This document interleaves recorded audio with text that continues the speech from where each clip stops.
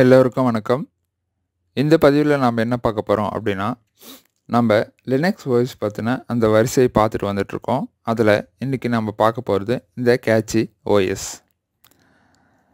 So இந்த catchy OS பற்றி என்ன சொல்கிறாங்க அப்படின்றத நம்ம இப்போ பார்க்கலாம். So internet okay. ஸோ இந்த கேட்சி ஓஎஸ் பார்த்திங்கன்னா ரொம்ப லைட்டான ஓஎஸ் அப்படின்னு சொல்கிறாங்க. அதாவது வெயிட் கம்மியான ஓஎஸ் அப்படின்னு சொல்கிறாங்க. இன்னொன்று பார்த்திங்கன்னா இது ஸ்பீடாகவும் ஸ்டேபிளாகவும் இருக்கும் அப்படின்ற மாதிரி சொல்கிறாங்க. ப்ளஸ் ஸ்மூத் பர்ஃபார்மன்ஸ் கொடுக்கும் அப்படின்னு சொல்கிறாங்க. ஸோ இப்போ இது பார்த்திங்க அப்படின்னா ரொம்ப வேகமாக இருக்கும் அப்படின்ற மாதிரி ஒன்று சொல்கிறாங்க. சரிங்களா? So fast operating system, placing fast operating system அப்படின்னு சொல்கிறாங்க. இது ஒரு பவர்ஃபுல்லான ஓஎஸ் அப்படின்னு சொல்கிறாங்க. ஸோ இந்த மாதிரி தான் அதனுடைய வியூ இருக்கும். சரிங்களா? இது பாருங்கள், இந்த மாதிரி ஓகேங்களா? ஸோ அடுத்து பார்த்தீங்க அப்படின்னா இது பார்த்தீங்க அப்படின்னா experience cutting edge performance with catchy OS அப்படின்னு சொல்கிறாங்க. இது ஆர்ச் லினக்ஸை பேஸ் பண்ணி இருக்குது அப்படின்னு சொல்கிறாங்க. அதாவது ஆர்ச் லினக்ஸ்ன்றது பார்த்திங்கன்னா அதுவும் ஒரு வெயிட்லெஸ் ஆன ஓஎஸ் தான். சரிங்களா? இன்னொன்று என்ன சொல்கிறாங்கன்னா, இப்போ இந்த ஆர்ச் லினக்ஸில் உங்களுக்கு அப்டேட் ஸ்டாப் பண்ணிட்டாங்க அப்படின்ற மாதிரி சொல்கிறாங்க. இதுக்கு முன்னாடி அப்டேட்ஸ் இருந்தது அப்படின்ற மாதிரி சொல்கிறாங்க. இப்போ அதுக்கான அப்டேட்ஸ் ஸ்டாப் பண்ணிட்டாங்க அப்படின்ற மாதிரி சொல்கிறாங்க. இன்னொன்று இந்த ஆர்ச் லினக்ஸ் பார்த்திங்கன்னா இன்டெல்னுடையது அப்படின்னு கேள்விப்பட்டேன். அது உண்மையா அப்படின்னு நான் இன்னும் சர்ச் பண்ணி பார்க்கல. சரிங்களா? ஸோ அதுக்கு அடுத்ததாக பார்த்திங்கன்னா இதில் என்னெல்லாம் ஆப்ஷன்ஸ் கொடுத்துருக்காங்க அப்படின்னா, இந்த பேக்கேஜஸ் பார்த்திங்கன்னா 32 பிட் அண்ட் 64 பிட். ஸோ அந்த மிஷினில் யூஸ் பண்ணலாம். அப்புறம் Zen 4 மிஷினில் யூஸ் பண்ணலாம். அதுக்கப்புறம் பார்த்திங்கன்னா இது ஹை பர்ஃபார்மன்ஸ் கொடுக்கும் அப்படின்ற மாதிரி சொல்கிறாங்க. அப்புறம் போல்ட் ஆப்டிமைசேஷன் அப்படின்னு சொல்கிறாங்க. அப்படின்னா என்னன்னு நம்மளுக்கு தெரியல. பட் ஆனால் போல்ட் ஆப்டிமைசேஷன் அப்படின்ற மாதிரி ஒரு ஆப்ஷன் சொல்லியிருக்காங்க. அப்புறம் இதில் எடிஷன்ஸ், நிறைய எடிஷன்ஸ் இருக்குது. அதாவது இந்த டெஸ்க்டாப் என்விரான்மெண்ட்டு வேறு மாதிரி என்விரான்மெண்ட் இருக்குது. வேலேண்ட் அப்படின்னு ஒன்று சொல்கிறாங்க. அப்புறம் விண்டோஸ் மாதிரியே அப்படின்னு சொல்கிறாங்க. அதான் கேடிஇன்னு சொல்லுவாங்க. அதுதான் பார்த்திங்கன்னா நம்மளுக்கு விண்டோஸ் மாதிரி கீழே டாஸ்க் பார் இருக்கும். ஸோ நமக்கு பார்த்திங்கன்னா லெஃப்ட் ஹேண்ட் சைடில் ஸ்டார்ட் பட்டனு, ரைட் ஹேண்ட் சைடில் டைம் எல்லாம் காமிக்கிற மாதிரி இருக்கும். அதுதான் கேடிஇ பிளாட்ஃபார்ம். அப்புறம் ஜீனோம் அப்படின்னு இருக்குதுன்னு சொல்கிறாங்க. XFCE அப்படின்னு சொல்கிறாங்க. சரிங்களா? இதெல்லாம் டெஸ்க்டாப்னுடைய வியூ. சரிங்களா? XFCE டெஸ்க்டாப் என்விரான்மெண்ட், அதனுடைய இமேஜ் பார்க்கலாம் எப்படி இருக்குன்னு சொல்லிட்டு. ஸோ இதுதான் பார்த்திங்கன்னா XFCE. சரிங்களா? ஸோ மேலே டாஸ்க் பார் இருக்குது, கீழே பார்த்திங்கன்னா மீதி எல்லா ஆப்ஷன்ஸும் இருக்குது. அதுதான் XFCE. கேடிஇ பிளாஸ்மா அப்படின்னு பார்க்கலாம். இது பார்த்திங்கன்னா நம்ம விண்டோஸ் யூசர்ஸ்லாம் இருக்குது இல்லைங்களா? ஸோ அந்த விண்டோஸ் யூசர்ஸ் நம்ம பார்ப்போம் இல்லைங்களா? அந்த மாதிரி தான். ஜீனோம் பார்த்திங்கன்னா சென்டரில் வரும். ஸோ கேடிஇ பிளாஸ்மா ரொம்ப நேரமாக தேடிட்டுருக்கு. நம்ம அதுக்குள்ளே ஜீனோம் பார்க்கலாம். ஜீனோம் வருதா அப்படின்னு. ஜீனோம் என்னமோ தெரில, தேடுறதுக்கு லேட் ஆகுது. ஆனால் இது எல்லாமே பார்த்திங்கன்னா ஒன்றும் ஒரு மாதிரியான டெஸ்க்டாப் வியூ. சரிங்களா? இதிலே எவ்வளோ வியூ இருக்குது பாருங்கள். இவ்வளோ வியூ நான் இப்போ தான் பார்க்குறேன். சரி, ஓகே. அடுத்து என்ன சொல்கிறாங்க அப்படின்னா, கஸ்டமைசபிள் இன்ஸ்டாலேஷன் ப்ராசஸ். இது இன்ஸ்டால் பண்ணும்போதே நம்ம கஸ்டமைஸ் பண்ணிக்கலாம்னு சொல்கிறாங்க. இதில் 2 விதமான இன்ஸ்டாலேஷன் இருக்குது. ஒன்று GUI, கிராஃபிக்கல் யூசர் இன்டர்ஃபேஸ். சரிங்களா? அதாவது நம்ம மவுஸ் கிளிக் பண்ணி இதை பார்த்திங்கன்னா நெக்ஸ்ட்னு கொடுத்து இன்ஸ்டால் பண்ணுறது கிராஃபிக்கல் யூசர் இன்டர்ஃபேஸ். இன்னொன்று கேரக்டர் லைன் இன்டர்ஃபேஸ். அதாவது நம்ம பார்த்திங்கன்னா கமெண்ட்ஸ் மூலியமாகவே இது இன்ஸ்டால் பண்ணலாம். அந்த மாதிரி ஆப்ஷனும் இதில் இருக்குது அப்படின்னு சொல்கிறாங்க. சரிங்களா? என்னன்னு தெரில, நெட்டு வரலையோ. சரி, ஓகே. சரி, அதுக்கு அடுத்தது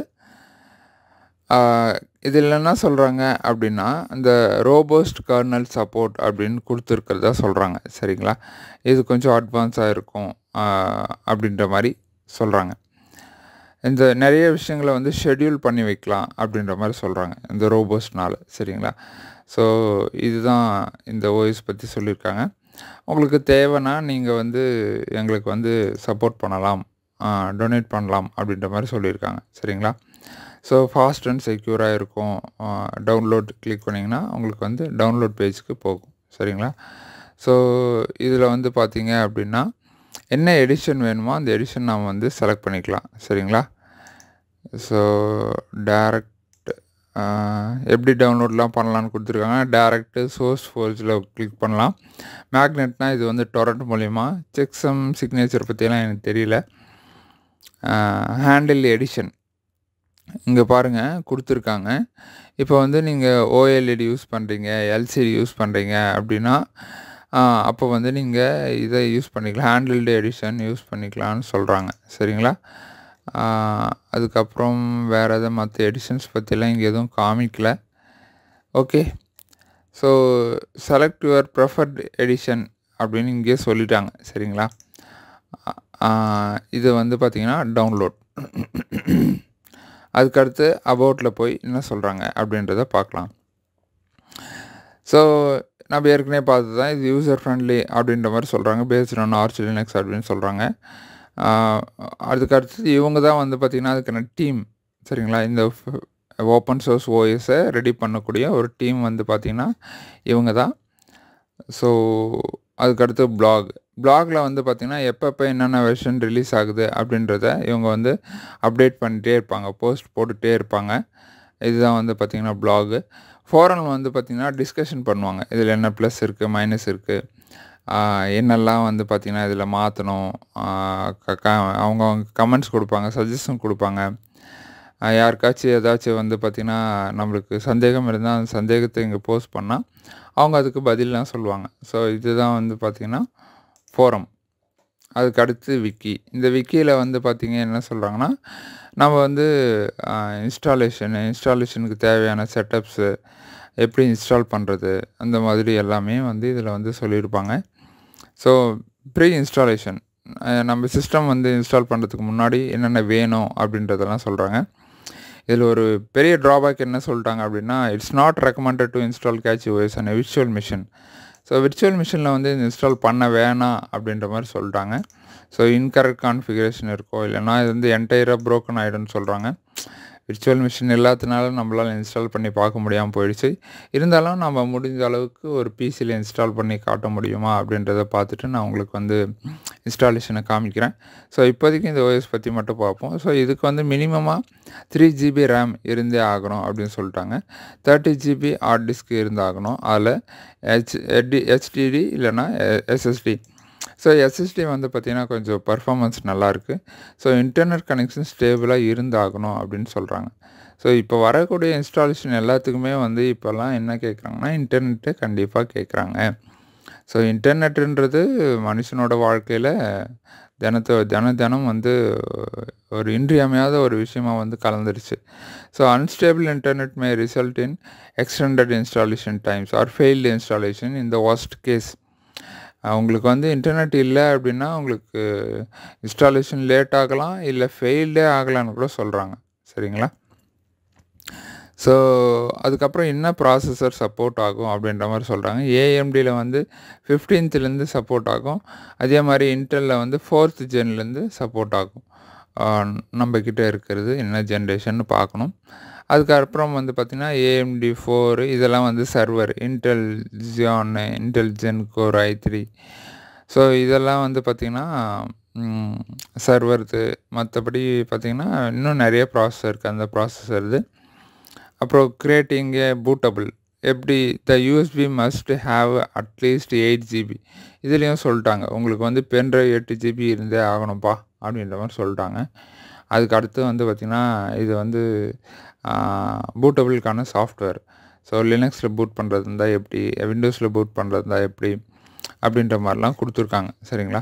ஸோ இதெல்லாம் பூட் பண்ணி நீங்கள் வந்து என்ன பண்ணலாம், இன்ஸ்டாலேஷனுக்கு வந்து ரெடி ஆகிடலாம்.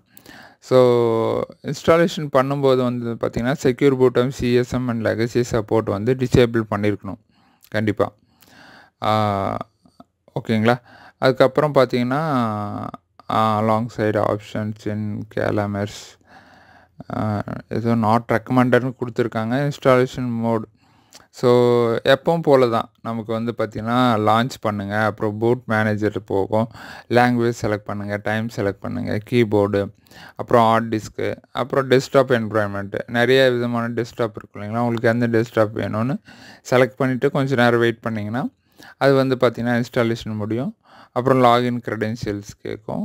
ஸோ இல்லை இன்ஸ்டாலேஷன் முடியாது, பேக்கேஜ் செலக்ட் பண்ணணும். அப்புறம் வந்து பார்த்திங்கன்னா login credentials, user name, passwords எல்லாம் செலக்ட் பண்ணணும். எல்லா லினக்ஸ் மாதிரி தான் இதுவும். கடைசியில் இன்ஸ்டால் நம்ம கொடுத்திங்கன்னா இன்ஸ்டால் ஆகிடும் அப்படின்னு சொல்கிறாங்க.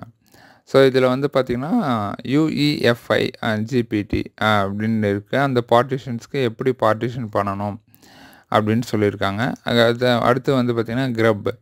ஸோ 2 OS யூஸ் பண்ணுறீங்க அப்படின்னா அந்த இடத்துல என்ன பண்ணணும் அப்படின்றதும் எல்லாத்தையுமே வந்து பார்த்திங்கன்னா தெளிவாக இது பாருங்கள். டுவெல் போர்ட், விண்டோஸ் அண்ட் கேட்ச் OS டுவெல் போர்ட் பண்ணுறது இருந்தால் நீங்கள் என்ன பண்ணணும் அப்படின்னும் கொடுத்துருக்காங்க. சரிங்களா?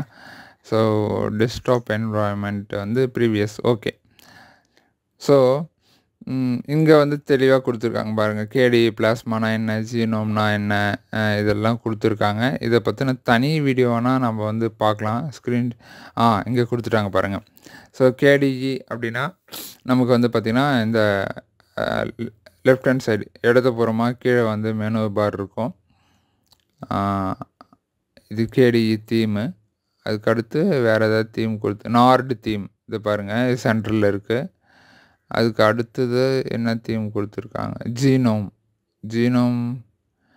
ஸோ சென்ட்ரலில் இருக்குது, இது ஜீனோமு. இது i3ன்னு ஒன்று கொடுத்துருக்காங்க. அது எங்கே டாஸ்க் பார் இருக்குன்னே தெரியல. XFCE பெரிய ஸ்க்ரீனுக்கு தேவை போல் இருக்குது. இது காஸ்மிக்கும் ஜீனோமும் ஒரே மாதிரி தான் இருக்குது. ஓப்பன் பாக்ஸாக இருக்குங்க, எல்லாம் தனித்தனியாக இருக்குது. LXQT இந்த மாதிரி வியூவில் இருக்குது. ஹைப்பர்லேண்ட் இது பாருங்கள், XKUI இதுவும் வந்து பார்த்திங்கன்னா KDE பிளாஸ்மா மாதிரியே இருக்குது. அப்புறம் சினாமான் வித்தியாசமாக பேர் இருக்குங்க. ஸோ இதனுடைய வித்தியாசம் என்னன்னு சொல்லிட்டு நம்ம வந்து அங்கே படித்து பார்த்தா தாங்க தெரியும். சிலதெல்லாம் வந்து பார்த்திங்கன்னா பார்க்குறதுக்கு ஒரே மாதிரி இருக்குது. சிலது வந்து பார்த்திங்கன்னா இந்த நம்ம ஓப்பன் பண்ணக்கூடிய ஒரு பாக்ஸ் வந்து பார்த்திங்கன்னா சின்னதாக தெரியுது, நீளமாக தெரியுது, அகலமாக தெரியுது. இந்த ப்ராம்ப்ட்டுன்னு சொல்லுவாங்க. இப்போ ஏதாச்சும் ஒன்று ஓப்பன் பண்ணுறோன்னா ப்ராம்ப்ட்டுன்னு சொல்லுவாங்க. சரிங்களா? ஸோ ஃபைனலாக வந்து பார்த்திங்கன்னா பேக்கேஜஸ். ஸோ இந்த பேக்கேஜஸில் வந்து பார்த்திங்கன்னா என்னென்ன பேக்கேஜ் வந்து கொடுத்துருக்காங்க, அப்புறம் என்னென்ன பேக்கேஜ் ஆட் பண்ணியிருக்காங்க, எதெல்லாம் ரிமூவ் பண்ணியிருக்காங்கன்ற தகவல் எல்லாமே இதில் வந்து இருக்கும். இதுதான் வந்து பார்த்திங்கன்னா கேட்சி லினக்ஸ். ஸோ இது வந்து கொஞ்சம் ஃபாஸ்ட்டாக இருக்கும் அப்படின்ற மாதிரி சொல்லியிருக்காங்க. ஸோ இதை வந்து பயன்படுத்தி நம்ம எப்படி இருக்குது அப்படின்றத பார்க்கலாம். இந்த வீடியோ பிடிச்சிருந்தா லைக் பண்ணுங்கள், ஷேர் பண்ணுங்கள். அடுத்த பதிவில் இன்னொரு புது விஷயத்தோடு சந்திப்போம். நன்றி.